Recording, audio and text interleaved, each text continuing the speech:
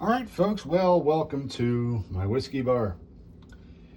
Today is not really a special day, no special occasion, but I got to watch a video and look up a recipe that I have had and known for a while, and that is the Tennessee Long Island, or what I'm going to call the Kingsport Long Island drink, the Long Island iced tea, the original, the OG. Sorry, New Yorkers. You might have the popular one, but this is the OG. So a little history. I'm going to read from Wikipedia briefly before I start the drink. I've got all my stuff laid out right here. I think you can see, maybe not. Let me turn the camera. All the things I need laid out right there. I'll show you one by one what I'm using. So real quick, Long Island, also known as Long Island of the Holston, is an island in the Holston River at Kingsport in East Tennessee, not far from where I am. In fact, I used to live not far from there, and I currently work in Kingsport, right near there.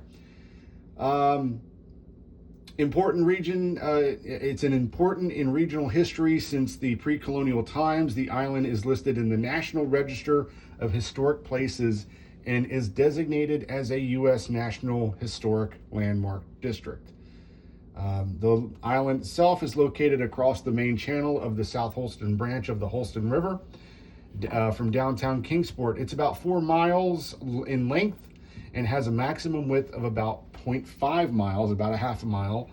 A secondary channel known locally as the Sluice forms the southern border of the island. Bridges carry Tennessee State Route 126 across both channels, about 2/3 of the way south on the island, and a bridge carries Jared Drive to the mainland near its southern tip. The area south of State Route 126 is mostly occupied by Eastman Chemical Company. Little history here. The Long Island of the Holston River was an important site for the Cherokee and their ancestors, as this had been a part of their homelands for thousands of years. Their territory extended into present-day western North Carolina and South Carolina and northeast Georgia. It was a sacred council and treaty site among the Cherokee. In addition, European pioneers and early settlers of the region also used the island for its strategic location. The Timberlake expedition of 1761 to 1762 used it as a point of origin and return. Daniel Boone in 1775 began from the Long Island to clear the Wilderness Road, which extended through the Cumberland Gap into Kentucky. During the Revolutionary War, the Cherokee allied with the British in the hope of expelling colonists from their territory. They defeated frontiersmen in July 1776. William Cock, who had worked with Boone and led fights against the Cherokee, sold the island in 1776 to Samuel Woods, but he did not have the right to do so. European American settlers built Fort Patrick Henry on the north bank of the South Holston Fork of the Holston River. Colonial William Christian commanded 2,000 men in a punitive expedition against the Cherokee towns, suppressing their resistance. In 1777, Treaty of the Long Island stated that the Cherokee still owned the land of Long Island, but they relinquished all claims to other land occupied by the whites in East Tennessee. That year, Colonel Joseph Martin was appointed as the U.S. Indian agent and established a trading post on Long Island. He lived there for a decade with his Indian wife, Betsy Ward. The island became a jumping off point for settlers going west by the rivers, including Middle Tennessee and what was developed as the Cumberland County. Migrants would reach this area by overland travel, then build flatboats or barges to continue west by water, down the Tennessee River. Such boat building stimulated the development of the community of Christiansville on the north bank of the Holston and the western end of Long Island. On January 7th, 1806, Henry Dearborn, Secretary of War, President to Thomas Jefferson, purchased the island from the Cherokee people on behalf of the United States. It was part of an attempt to settle the western border of the nation. Samuel Wood's descendants succeeded in acquiring the land from the U.S. government in 1810. Richard Netherland, which is named after a road that runs along the island called Netherland Inn Road, husband of the Woods descendants, bought the land from Woods' relatives. He developed a plantation and began industries on the island. In 1822, the European American settlements near here, Christiansville and Rossville, were chartered together as the town of Kingsport. It developed as an important regional shipping port on the Holston River in the early 19th century. Goods brought from the surrounding countryside were loaded onto barges for transport downstream to the Holston's confluence with the Tennessee River at Knoxville, from where they were shipped to other markets. The young town lost its charter, however, after a downturn in its fortunes precipitated by the Civil War. Moving on to the present day, and then I'll end it after this. We're almost done, I promise. During the Prohibition era, this is where this drink's going to come in play. During the Prohibition era, the island gained reputation as the site of violence and bootlegging. Smugglers could easily use the river to come and go with their goods. In 1960, Long Island of the Holston was declared a National Historic Landmark District because of its significance in indigenous and United States history. Through the latter 20th century, much of Long Island was developed for heavy industry, especially by Eastman Chemical Company.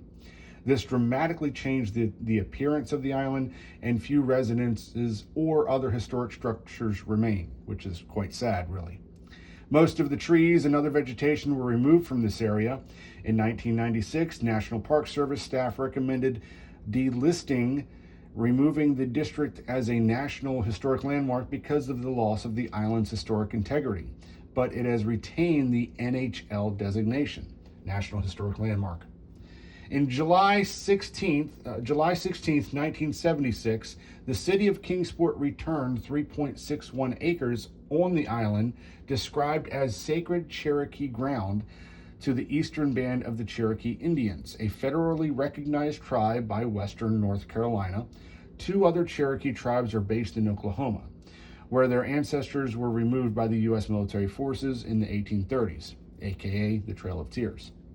This parcel is part of the city park on the western end of the island. The park also has ball fields and other recreational amenities. As noted above, the U.S. had acquired the island from the Cherokee in 1806 and sold it into private ownership.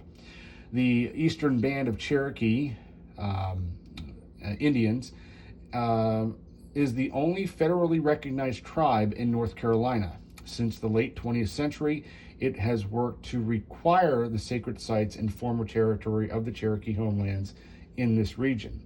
In western North Carolina, it has acquired several sites containing sacred platform mounds believed to have been built 1,000 years ago or more. All right, so a brief history, Wikipedia, watered down versions of this. Now, let's get into this drink. You have to look up somebody named Charles Bishop. Charles Bishop in the 1920s, during Prohibition years, concocted what he called the Long Island iced tea, basically comprised of several spirits with, I think, a splash of, maple syrup, and that was it. No cola, nothing else. Now, later on, a couple decades later, his son perfected this in the 1940s. This is where the drink comes in. All right, here we go. Because this is going to be the short. Here we go. Tennessee Long Island, Kingsport Long Island. We're going to start with a half ounce.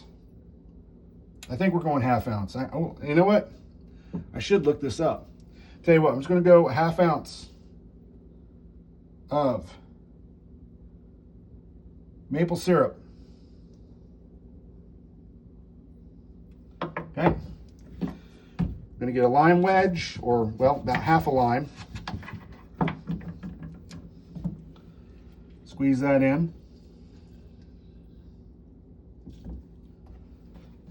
half a lemon. Squeeze that in.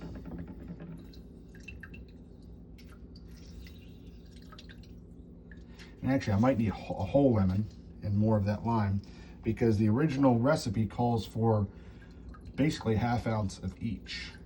So I'll go a little bit more lemon, because that was a pretty good sized lime. I'll squeeze the rest of this lime in there. All right. I want to give that a quick stir.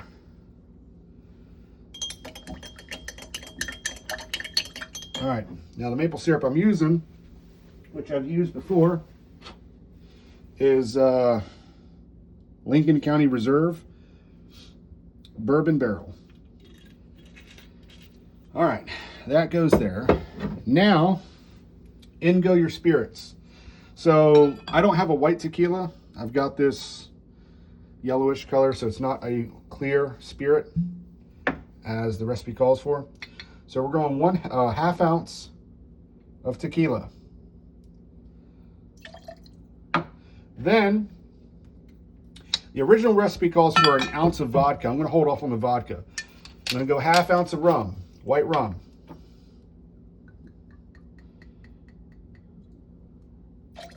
All right. ½ ounce of gin.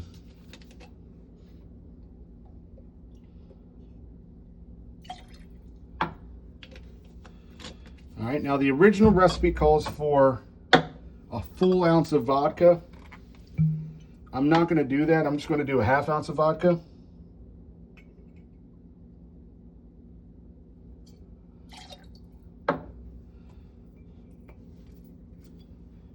Now, where this differs, because there's no triple sec, we're adding an ounce of whiskey. I'm going to use Jack Daniel's Rye. All right. I meant to put ice cubes in here. I'll go ahead and get those in. I meant to do that earlier, and I forgot. Because you can't have tea without ice cubes. You got to have ice in your tea, especially down here in the South, don't you know? So, a couple ice cubes. Go ahead and top that off. There you go. Now we're almost done. I'm going to put one more ice cube in there. That way I can fill that up. All right. I'm using Mexican Coke. In my opinion, anytime you're using a cocktail and it calls for Coca-Cola, use Mexican Coke. There it is. Now for garnish, I'm just going to do just a lemon peel. I'll go ahead and do a lime peel too. It's a big lime too. It's weird. I think I cut it wrong. Yes.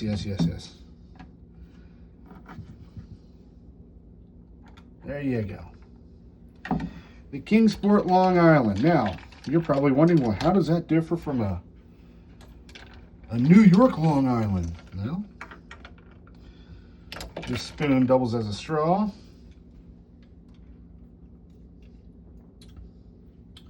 It's perfect. Absolutely perfect. A little bit more whiskey forward. Absolutely perfect. I like it. So there you go. There it is. Kingsport, Long Island. Thanks for watching. Peace out.